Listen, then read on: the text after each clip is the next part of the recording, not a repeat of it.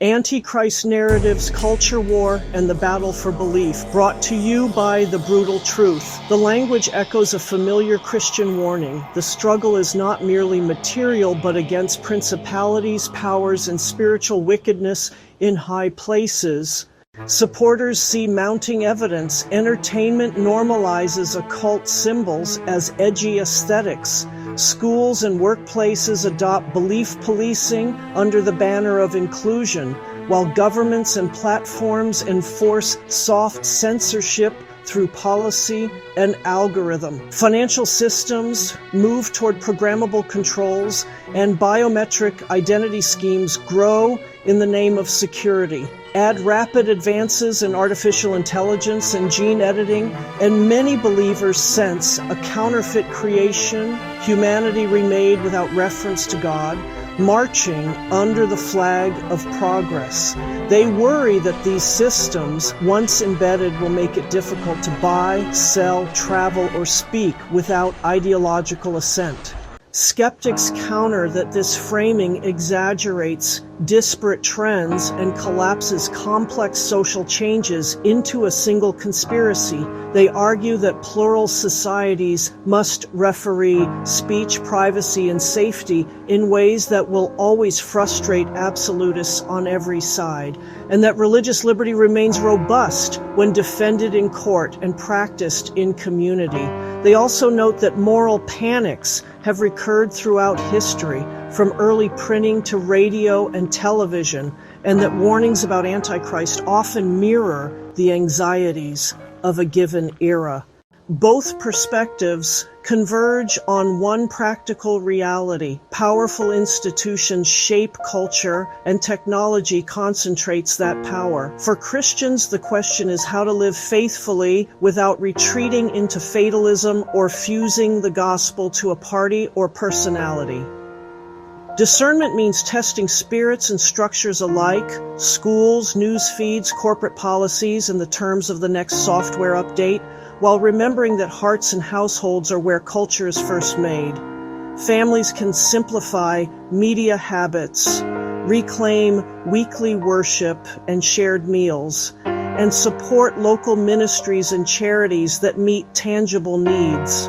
Churches can teach historic doctrine on creation, human dignity, and the limits of the state, while offering real spiritual care rather than endless political commentary.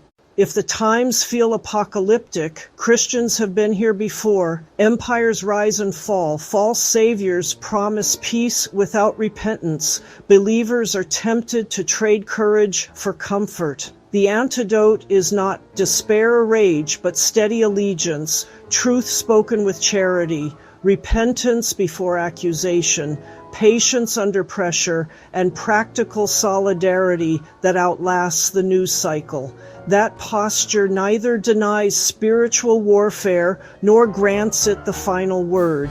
It treats every system, media, finance, technology, as something to use with caution, reform when possible, and resist when it demands worship.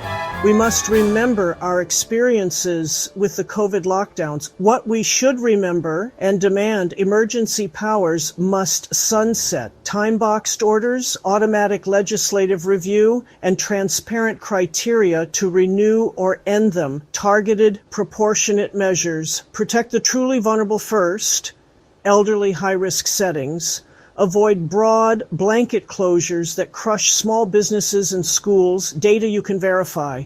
Open data sets, methods, and error bars. Independent audits. No policy by press conference. Free speech misinformation. Protect debate among clinicians, scientists, and citizens. Document platform government coordination and prohibit viewpoint-based takedowns. Keep schools open safely. Ventilation upgrades, CO2 monitoring outdoor options, prioritize learning and child development over theater, nursing homes first, dedicated staffing, rapid testing, antivirals, and no forced readmissions without isolation capacity.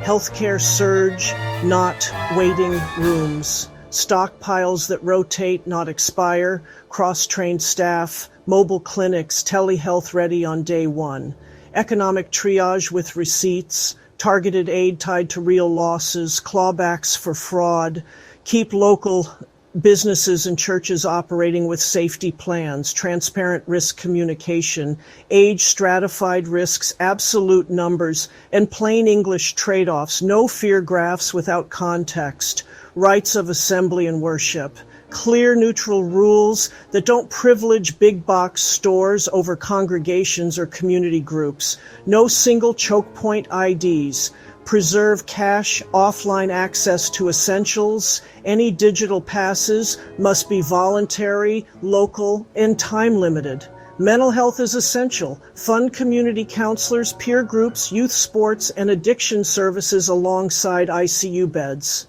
Practical preparedness, family and community. Home kit, 2-3 weeks of meds, a pulse oximeter, thermometer, basic first aid, and a small backup power source. Air quality, HEPA unit per main room or DIY Corsi Rosenthal box. Learn to read CO2 as a crowding proxy. Care plan, who checks on whom, how to reach your clinician, telehealth setup, and a list of local urgent care options. Work, school, continuity, offline copies of critical files, printed contacts, and a low-tech backup for classes church. Neighborhood network, share tools, rides, child-elder care rotations, a signal thread or paper phone tree if the apps go down. Bottom line, on a constitutional America First footing, the path is clear. Protect those at highest risk while keeping the nation open and free by honoring federalism, separation of powers, and the Bill of Rights. No indefinite emergencies, no blanket closures that crush small businesses, churches, or schools without narrow, evidence-based justification and due process.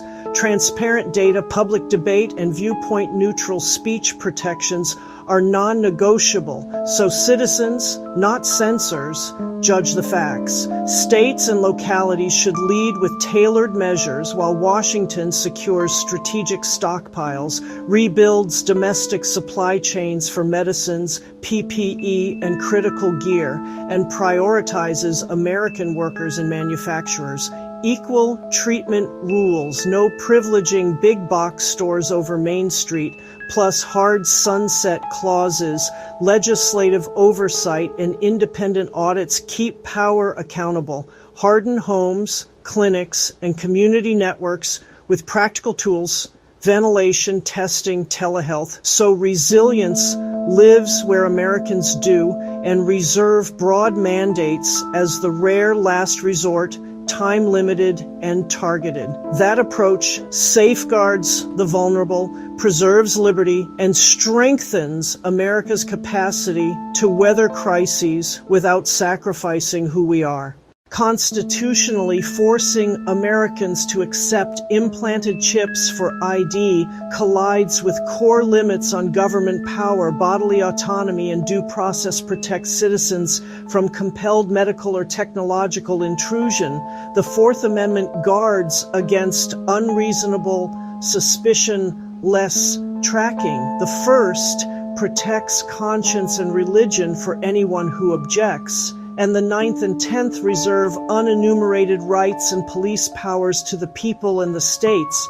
An America First approach rejects any system that conditions work, travel, banking, or healthcare on an invasive device because that creates a single choke point ripe for abuse. If identification is needed, it must be voluntary, minimally invasive, narrowly tailored, time-limited, and paired with real alternatives, physical cards, cash access, opt-outs, plus strict bans on tracking, compelled data sharing, and viewpoint-based penalties. Sunset clauses, legislative oversight, and private right of action remedies keep officials and vendors honest.